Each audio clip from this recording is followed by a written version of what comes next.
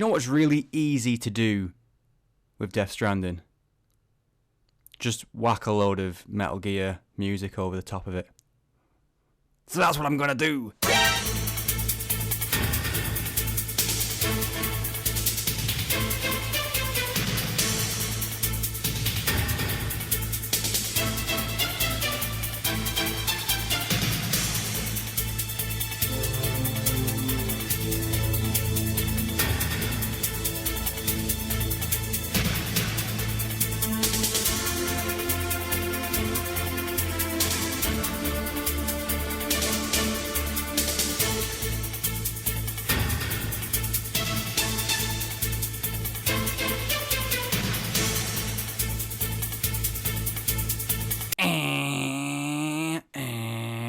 Fuck you, bad guys! Death Stranding might be the most divisive game in bloody history.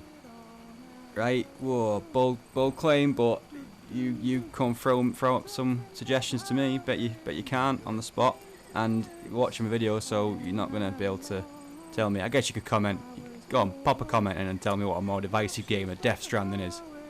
Because I'd say I'd love to hear from you, but I don't really care. People are either like, wait, it's the best game ever, Kojima, genius, or you idiots who don't like it, you don't get it. Even Kojima came out and basically called everyone an idiot who didn't like it, so that's one way to just put two fingers straight up to anyone who criticises anything you do. Or people just think that Kojima gets away with anything because he's Kojima, and, you know, anyone, you can just go, Kojima, go make a game, do whatever you want.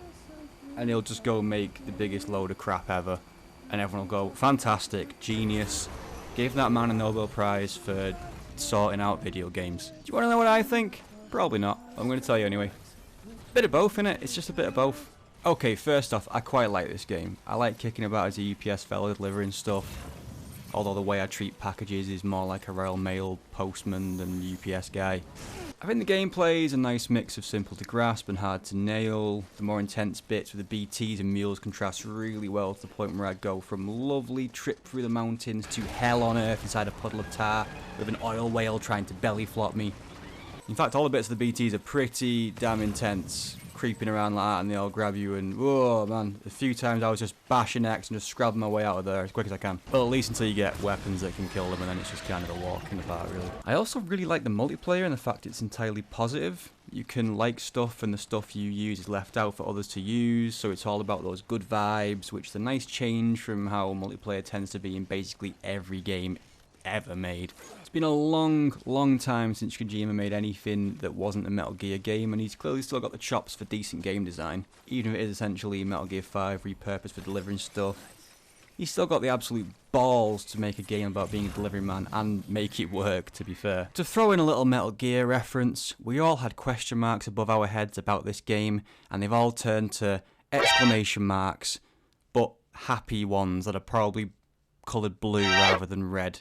Because red would be like, oh no, that's bad, and you get what I'm trying to say. But then there's a flip side to this, and that's basically all the other stuff that isn't just being normal readers walking around delivering things. I'm coining a phrase that is absolutely mine. It's called a Kojima-ism. And if you hear it anywhere else, call the police or something, because that shit is mine. Definition as taken from the Oxford English Dictionary. In the future. A Kojima-ism is a whole load of bullshit in a game made by Hideo Kojima that is put there clearly at the direct instruction of Hideo Kojima. This bullshit usually goes completely against the tone trying to be set by the game. Examples include ridiculous character names, more cutscene than actual game, breaking the fourth wall, explanations for a turn of events that don't even bother trying to make sense. A bit like how Doctor Who can just do what it wants because it explains things as timey-wimey stuff. All of these things are present in abundance in Death Stranding. Let's take those character names. In Metal Gear, it's all good because everyone's got a stupid name and it's sort of part of the world. In this, most people have sort of dull names like Sam Bridges and Cliff and Higgs, and I get that they've got other meanings like the Higgs, the Hadron Collider and all that, but then you've got names like this. It's me, Dead Man. Die Hard Man.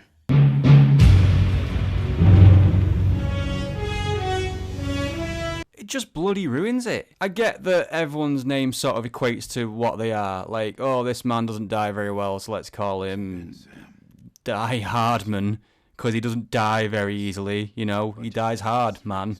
Yeah, because of crazy timey-wimey bullshit. But, come on, just, come on. What was his name at birth? Was it just like Robert Williams or something? And they were like, oh, we can't call him Robert or Rob. No, no, no, we can't call anyone by their actual given fucking name. We've got to give him a ridiculous nickname for no reason at all. What about Sam Bridges? He was clearly called Sam. They haven't made up the name Sam, have they? Like, Sam is clearly his only name. It's like, he's the only character in the whole game that he's actually called by his first name, Sam. And the Bridges thing is just to do with the stupid Bridges of America thing. And then Porter, they call him Sam Bridges Porter. Literally what he does.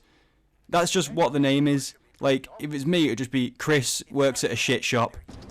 Sam, this is Die Hardman. Cutscenes for bloody everything in this game. You deliver a piece of cargo, and you get the same 4 or 5 cutscenes that you've got every other time you delivered the cargo.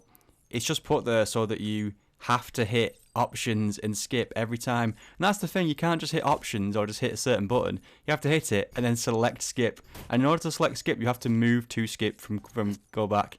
Like, the game is, are you sure you want to skip this pretty vital cutscene if you put in some briefcases down onto a little lift? Yeah? Are you absolutely sure you want to skip this cutscene of Norman Reedus getting into a shower, and then you have to skip the one of him turning off the shower and then getting out the shower as well? You sure you want to do that? It's not like you haven't seen that cutscene about 10 times earlier, because in order to get a grenade to use against these things, you have to go and have a shower. So it's showing this cutscene all the time. I feel like anybody with any kind of common sense at Kojima Productions was just like, this doesn't make any sense. Why are we making them watch these cutscenes over and over again? And they're just all too terrified to tell Kojima about it.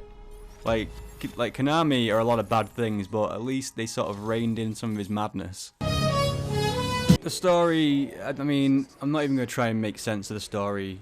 You just sort of bob along. I mean, even Kojima himself has said the story, he doesn't understand it. Like, it's not boring or anything.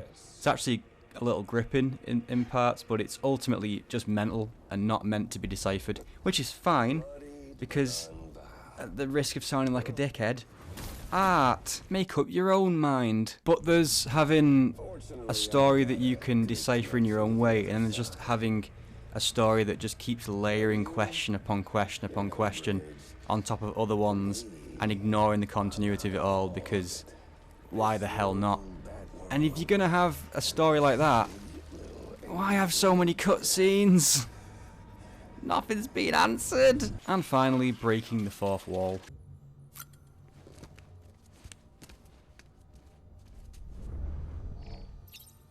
So is there literally a camera following Norman Reedus around? It's actually quite poignant, isn't it? Is that meant as a stinging rebuke of a modern celebrity lifestyle? Ooh, maybe.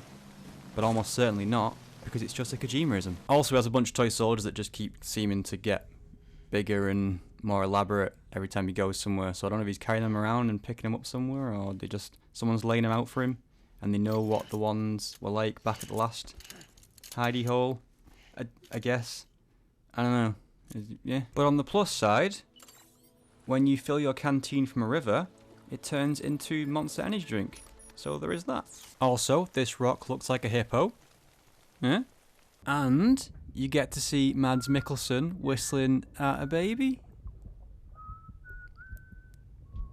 Should change his name to Mads Whistleson. Right? I'm done now.